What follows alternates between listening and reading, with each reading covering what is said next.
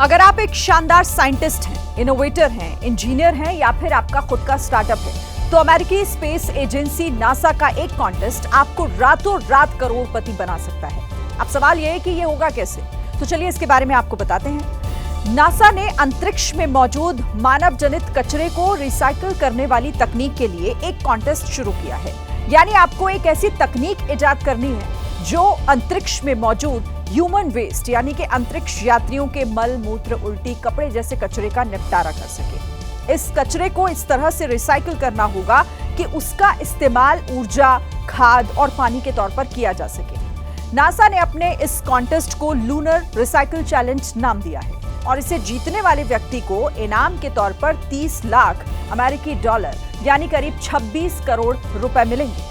इस कॉन्टेस्ट के पहले राउंड के लिए दुनिया भर के लोगों ने अपनी एंट्रीज भेजी हैं, जिन्हें नासा के एक्सपर्ट छांटने में जुटे हुए हैं। बेहतरीन एंट्रीज को छांटने के बाद उन लोगों को अपनी तकनीक का प्रदर्शन करने के लिए नासा के हेडक्वार्टर में बुलाया जाएगा।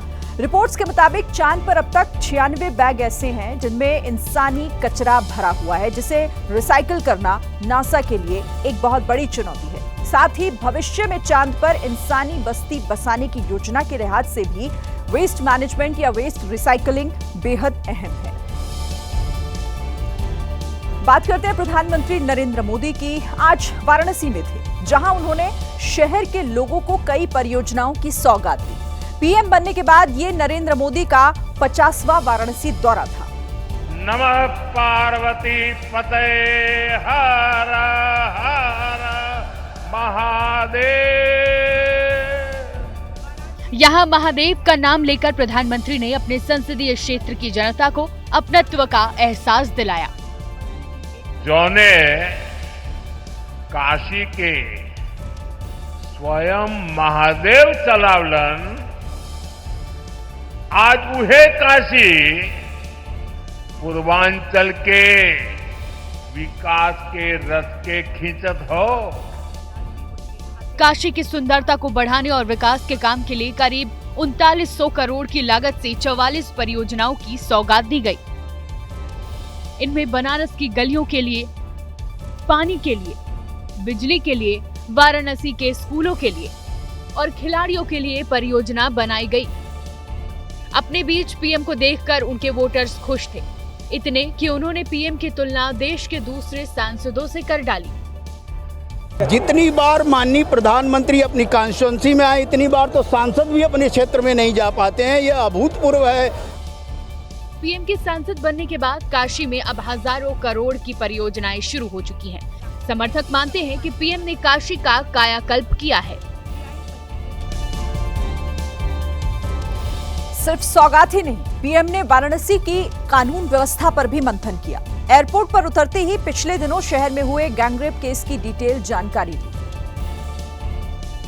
पीएम की वो तस्वीरें इस वक्त आपकी स्क्रीन पर हैं, जब उन्होंने रनवे पर ही अधिकारियों को रोककर उनसे बात की थी। यहाँ वाराणसी के पुलिस आयुक्त, मंडलायुक्त और जिला कलेक्टर पीएम को गैंगरेप केस में हो रही जांच की जानकारी देते हुए दिख रहे हैं। वाराणसी में एक लड़की के साथ 29 मार्च से 3 अप्रैल तक गैंगरेप किया गया। आरोप है कि 23 लोगों ने मिलकर लड़की का रेप किया। हमारा चाहना है कि सबको कड़ी से कड़ी सजा मिले। प्रशासन से, न्यायालय से हमको यही उम्मीद है। रेप केस पर बढ़ते जनाक्रोश के बीच प्रधानमंत्री ने जब अधिकारियों से मुलाकात की तो सूत्रों के मुताबिक उन्होंने सख्त कार्रवाई के निर्देश दिए। कहा, कानून व्यवस्था को किसी भी कीमत पर कमजोर नहीं पड़ने दिया जा सकता। भविष्य में ऐसी घटना दोबारा नहीं होनी चाहिए। धार्मिक नगरी वाराणसी की सुरक्षा चाक चौबंद रहनी चाहिए। यहाँ आने वाले श्रद्धालु और स्थानीय लोग सुरक्षित महसूस करने चाहिए। इस केस में अब तक 9 लोग गिरफ्तार हो चुके हैं।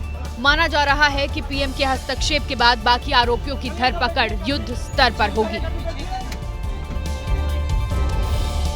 कुछ दिन पहले रेप पीड़िता पर इलाहाबाद हाई कोर्ट के जस्टिस संजय कुमार सिंह ने टिप्पणी की थी, जिस पर अभी विवाद थमा भी नहीं था कि अब इस पर राजनीति भी शुरू हो गई है। शिवसेना उद्धव गुट की सांसद प्रियंका चतुर्वेदी ने Allahabad high court justice Sanjay Kumar के खिलाफ चीफ जस्टिस ऑफ इंडिया से संज्ञान लेने को कहा है, ताकि भविष्य में किसी को शह न मिले। ये मैं बिल्कुल लिखूंगी, उनको रिमाइंड करूंगी जस्टिस मिश्रा के बारे में, और क्योंकि उनको सह मिलती है बाकी जस्टिस। वहीं बीजेपी प्रियंका चतुर्वेदी को इस पर राजनीति न करने की नसीहत दे रही है। ये मैच्योरिटी का सवाल है, इस प्रकार से टीका टिप्पणी करना शोभा नहीं देता। ये घटना गौतम बुद्ध नगर की है, जहां 1 सितंबर 2024 को पीड़िता ने सेक्टर 126 थाने में आरोपी के खिलाफ FIR दर्ज कराई थी। हालांकि आरोपी और पीड़िता दोनों एक दूसरे को पहले से जानते थे। लड़का और लड़की वो दिल्ली के किसी बार में मिले और वहाँ से वो लोग पार्टी करने के बाद साथ में चले गए। फिर उसके बाद में लड़की ने एलिगेशन लगाया कि जब मैं इसके साथ गई तो रात में इसने मेरा रेप किया। लेकिन आरोपी को जमानत देने वक्त जो टिप्पणी इलाहाबाद हाई कोर्ट के जज ने की, उस पर सवाल उठ रहे हैं।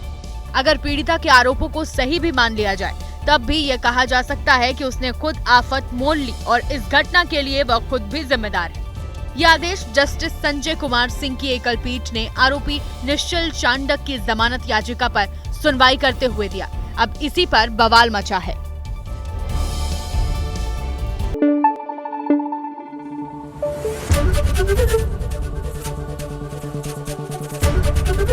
ABP न्यूज आपको रखे आगे।